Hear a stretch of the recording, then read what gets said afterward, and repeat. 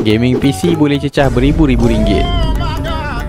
Lagi-lagi kalau PC mini ITX macam ni. So hari ni aku nak try build gaming PC dengan modal bawah daripada 1000. Jadi untuk gaming PC ni aku tetapkan ada 3 peraturan. First, mestilah bawah RM1000. Yang kedua, form factor dia mestilah kecil and cantik sebab aku nak display atas meja aku. Ketiga, dia boleh run game elok-elok, bukan game-game macam mini click macam yang dulu-dulu tu lah.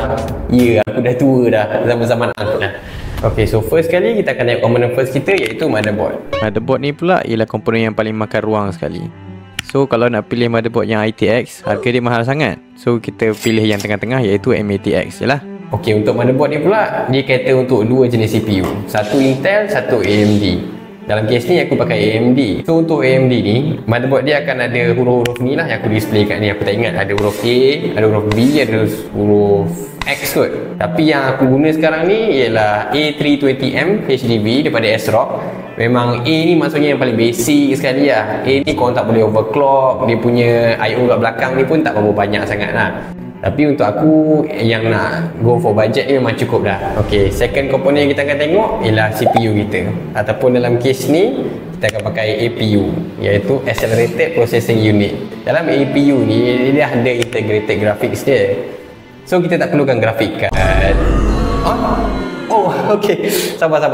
Fine. Mesti semua orang kata macam tak ada graphic card semua tu kan. Korang kena tengok. Dalam ni dia ada integrated graphics dia, which is not bad juga. Nanti kita akan tengok performance dia. Yelah, kau bayangkan gaming PC ni sebenarnya mahal sebab graphic card tu je. Jadi kalau kita boleh cut corners dekat graphic card tu sebenarnya cukup bagus dah. And CPU yang kita akan guna hari ni ialah Ryzen 3400 GE ni.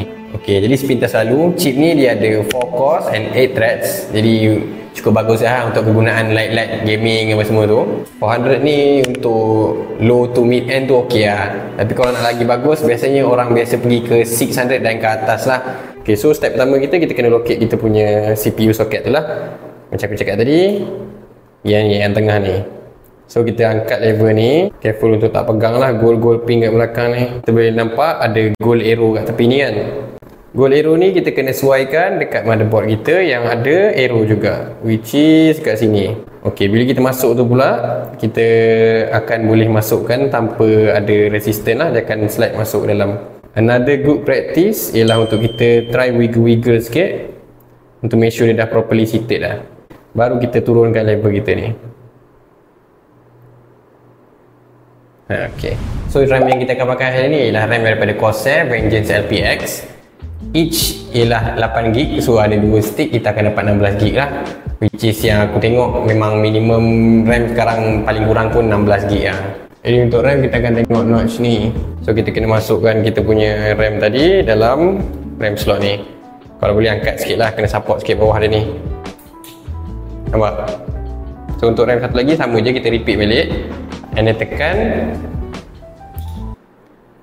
Macam korang patut tekan butang like dan subscribe tu. Aku pun perasan rambut aku lepek So lepas bagi topi sebab nak sorot rambut. Ok, sekarang kita move on ke next komponen kita iaitu untuk memory. Memory kita ada beberapa pilihan lah. Kita ada SATA SSD, kita ada hard disk drive. Lepas tu kita ada juga NVMe SSD. Yang ni aku pakai NVMe SSD daripada Ediloka. Actually aku tak pernah try lagi brand ni. And kalau tengok review setakat ni macam ok kan. So ni pun aku first time nak try. And kalau tak ok tu nasib kat aku lah. And yang bagusnya dalam box dia ni dia dah include sekali mini screwdriver dan screw untuk stand off ni nanti lah. Jadi untuk compact build memang sangat sesuai lah untuk kita pakai satu stick je.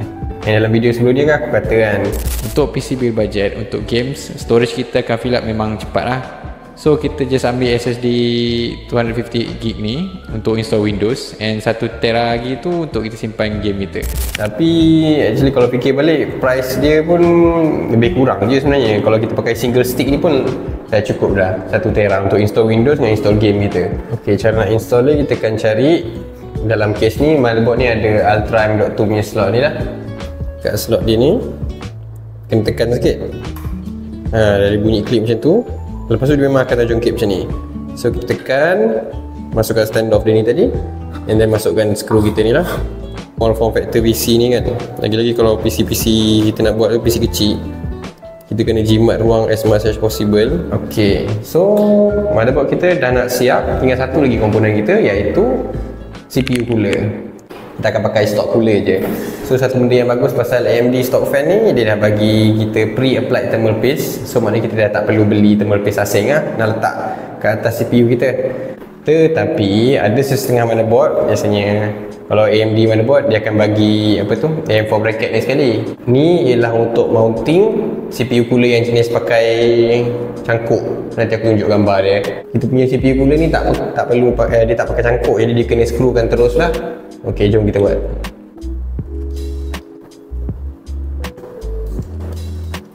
Jadi kita screw in cross, jangan pressure kuat sangat. Kat CPU cooler ni, kabel dia ada macam senggat sikit ni kan. So, kita kena sesuaikan dekat CPU, dekat fan header ni lah, ada macam senggat ni juga. Okey, so motherboard kita and komponen-komponen dia dah siap dah. Tengok form factor dia kecil je and compact. And then aku suka lah. Sekarang move on to the next component kita, iaitu PSU. Okay, PSU kita ni akan convert AC daripada dinding tu tukar kepada DC yang PC komponen kita boleh pakai. PSU ni pula, antara orang kata memang, kalau tengok komen-komen aku sebelum ni pun kata memang PSU kena pilih yang berkualiti lah. And aku setuju, memang betul pun. So itulah juga kepentingan PSU ni, dia direct je. Let's say kalau ada kilat ke short ke apa, biasanya PSU akan rosak dulu. Yang aku pakai Segotep ni pun sebenarnya not bad juga lah. Pernah ada sekali memang ada power surge sebab jadi kilat. And nasib baik power supply aku je masa tu yang mati. Komponen lain masih selamat lagi lah. So PSU ni pun dia ada jenis-jenis jugalah. Dia ada size-size dia. Dia ada ATX dengan dia ada SFX. SFX tu yang biasanya kecil sikit. And kalau tengok harga PSU size SFX tu memang melampau-lampau sangat lah, mahal dia. And dah lebih bajet kita. So PSU ni pun dia ada jenis-jenis dia juga. Dia ada full modular, dia ada non modular lah. Kalau macam case aku ni, dia full modular sebab boleh cabut-cabut kabel dia kat belakang ni. So senang untuk kabel management and boleh pilih kabel apa kita nak pakai. And tak kisah nak pakai non modular pun, biasanya murah lagi sikit. So boleh jimat lagi lah kat situ. Ok, jadi kalau nak tengok case-case yang small form factor ITX ni, biasanya memang mahal lah.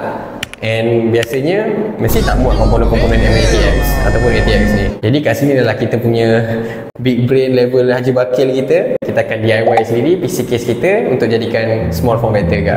Alright, jom. Ok, so kayu ni aku pergi kedai Eko. Kedai Eko RM2 tu. So aku beli 2 keping kayu untuk jadikan dia punya foundation lah. Satu keping 30 x 30 cm. Satu keping lagi 16 x 30 cm. So kita tanda lubang-lubang untuk motherboard kita punya screw. And then aku lubangkan lah. Lepas tu aku beli set nut dengan bolt M4 panjang 1 inci dekat kedai Easy Home. So aku set up 2 nut dekat belakang motherboard ni untuk jadi stand off daripada motherboard tu dekat backplate ni lah. Dan aku test speed motherboard dengan plate belakang ni. Dah ok, aku spray.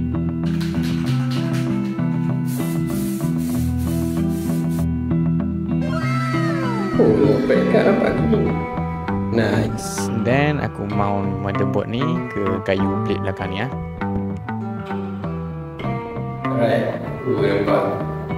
So aku buat dia menegak macam ni. So jadi motherboard tu belah sini, power supply tu belah sini. Lepas tu aku pun dah mati akal dah nak mount PSU ni ke backplate ni macam mana. So aku pakai silicone tape dia je. Tapi efektif juga lah. Lepas tu aku just tampal je PSU ni ke backplate kayu belakang ni lah. Kemudian kita tampal pelapik kaki kita kat bawah kayu yang 30x16 ni lah. Dan cara aku lekatkan 2 komponen ni pun aku pakai silicone tape juga. Tapi berjaya lah, melekat elok je. Kuat juga.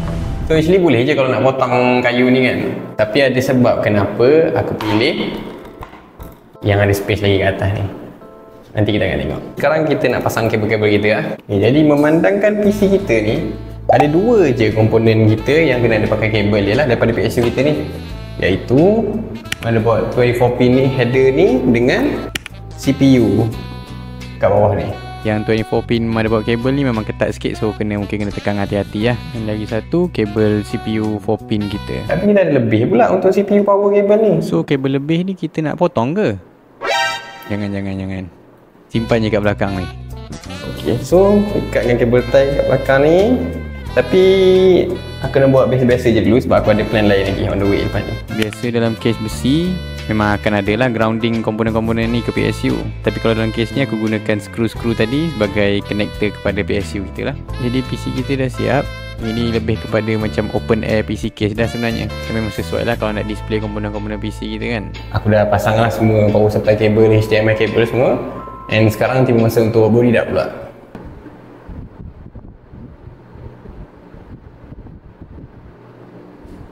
Tak lagi juga. Mana bawa button ni? Okay, so masalah kalau DIY PC case ni, dia tak ada power on button dia. So aku kena order power on button yang lain lah. Tapi sementara tu, ada je cara nak on PC sebenarnya.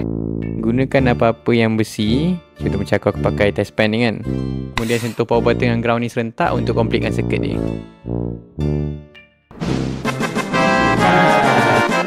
Okay, once PC dah hidup, dia akan suruh masukkan USB yang ada Windows lah dalam dia. So kita standby pen drive 8GB. Ni pun aku beli pen drive kat Mr. DIY je. Okay, jadi kita cucuk pen drive ni dekat komputer lain ataupun laptop lain ke kan. Lepas tu search je download Windows 11. Tapi kita scroll bawah sikit, kita download yang create Windows 11 installation media ni. Lepas dah set download, kita masukkan pen drive tadi ke PC baru kita. Lepas tu follow je step-step ni. Bila dia tanya pasal product key, cakap I do not have product key lah. Melainkan kalau korang ada product key yang beli tu kan. Lepas tu select Windows 11 Home. Yang ni penting kalau korang ada product key nantilah. Korang kena pilih berkaitan apa yang korang beli. Lepas tu dia akan tanya nak transfer installation media Windows 11 tadi ke disk mana. So dalam case ni aku ada satu je, ada local SSD ni. So kita pilih nak install Windows dekat sini lah. Nanti kita akan restart balik PC kita and kita akan pergi ke BIOS. So masuk BIOS dan kita ubah setting yang perlulah. Contoh macam nak ubah RAM speed kita. Ada juga setengah case yang jadi komponen-komponen ni tak compatible dengan Windows 11. So contoh macam CPU aku ni tak compatible. So kena pergi BIOS juga dan kena pilih under option AMD FTPM switch ni. Kena enable dia. Pada settle semua, kita exit BIOS. Lepas tu kita tunggu je lah dia install. Nak set up Windows ni pun dia akan pakai internet juga tau. Jadi let's say kalau korang tak ada wireless adapter ni, korang actually boleh bypass. Guna command prompt, tekan shift F10. Lepas tu tulis bypass NRO ni. So boleh install Windows tanpa internet dengan tanpa Microsoft account. Ini sound test untuk PC ni. So macam biasa kita benchmark dengan Unigine Heaven benchmark. Kita boleh tengok yang integrated graphics ni untuk 1080p gaming memang kentang sikit. FPS dia dapat 34 je FPS average. Tapi kalau kita turunkan resolution ke 720p, actually not bad juga. Dapat FPS average dia dapat 73.8 lah. Dan kita bergerak ke game seterusnya. Kita try Dota 2 pula. Dekat menu kita boleh dapat 120 FPS ya guys. Tapi in game kentang juga sikit-sikit. At least untuk grafik yang tinggi ni boleh lah dapat dalam 46 FPS macam tu. Tapi kita dengan bajet kentang kita kenalah buat setting kentang juga. Boleh dapat 76-77 FPS macam tu. Okay, game seterusnya aku try ialah game The Finals. Yang ni pula kalau high setting memang sama kentang juga. Dalam 50 ke 40 FPS macam tu je lah. Ini pun aku main dekat 720p resolution. Kalau aku turunkan kat low, bolehlah ada sinar harapan sikit dalam 60 ke 70 FPS macam tu juga. Lagi game yang aku try ialah Counter Strike. Oh tengok ni. Oh headshot tu, scope, shotgun. Wow. Okay, lepas tu kita tengok ni pula pakai P90. Oh kemas di situ. Tapi itulah aku benchmark ni aku tak dapat pakai MSI Afterburner punya benchmarker. So aku pakai in game punya je. Nampaklah ada memang spike banyak lah. Daripada 50, 60, 70 pun ada juga. Tapi kalau setakat nak casual games je, seronok lah. Tengok macam aku tadi, lawan bot je pun. Sekarang kita pergi ke game yang quite demanding tapi masih boleh tolerable lagi, iaitu Poppy Playtime. Tapi kalau 1080p, high texture semua, memang 13 FPS je lah dapat. Dan aku try tukar dia punya graphics pergi performance. Not bad jugalah. Tak dapat 60 kat, tapi tinggi sikit daripada tadi. So aku try pula tukar kalau buat 720p resolution pula. And yes guys, boleh dapat lah 60 ke 70 FPS macam tu. Lepas tu ada juga game untuk adik-adik. Kalau ada view channel aku yang adik-adik, aku buh kat Roblox ni. Aku main game ni seronok juga. Tengok tu, kereta aku ada epilepsi. Toyota Soprano, Toyota Supremacy, Subaru Impreza, Subaru Impreza. Okay, so setakat ni build kita dah siap. Tapi ingat tak aku kata aku ada rancangan lain untuk build ni. Yang bagusnya pasal build macam ni ialah korang boleh upgrade once korang ada cukup budget nanti. Dan yang paling penting sekali untuk korang upgrade ialah untuk ada dedicated GPU. Dia macam CPU tadi juga, tapi GPU ni khas untuk grafik saja. Sebab tu nama dia Graphics Processing Unit. So performance dalam gaming memang akan meningkat berkali-kali ganda lah. Sebenarnya graphic card ni boleh cocok directly ke motherboard je, tapi aku nak jadikan PC ni estetik sikit. So aku gunakan riser cable untuk extend PCIe slot ke belakang ni, and aku boleh cocok graphic card aku kat sini lah, and buat dia menegak. So aku tambah lagi kayu, and then aku gunakan lagi set bolt dengan nut yang aku ada lebihan tadi untuk jadikan standoff untuk kita punya GPU. So last sekali ni lah rupa PC kita, and ukuran total dia ialah 30cm x 30cm x 16cm, which makes the total liter 14.4 liter je. And kita consider bawah 23 liter tu sebagai ITX lagi. Lepas tu untuk touch-up sikit, aku cover kabel-kabel ni dengan dengan cardboard. Ya, kotak biasa tu. Lepas tu aku spray hitam. Nampak tak? Doa punya Billy. Tapi kalau ada 3D printer lagi senang lah. Kalau ada company nak collab pun boleh contact lah. Bamboo Lab. And aku tambah juga power button kat belakang ni. So lagi satu, download AMD software Adrenaline Edition ni untuk update kita punya grafik software. And then macam biasa lah, kita run benchmark sekali lagi guna Unigine Heaven benchmark. And tengok dia punya FPS skin boleh dekat dengan 4 kali ganda juga lah. Kalau main The Finals pula, kalau 720p dengan low setting boleh dapat 150-140 FPS juga. So aku try naikkan lah resolution dia, main kat 1080p dengan low settings boleh dapat dalam 70-80 FPS juga. Kalau power playtime pula, kalau balance preset dengan 1080p resolution boleh dapat 120 FPS juga lah.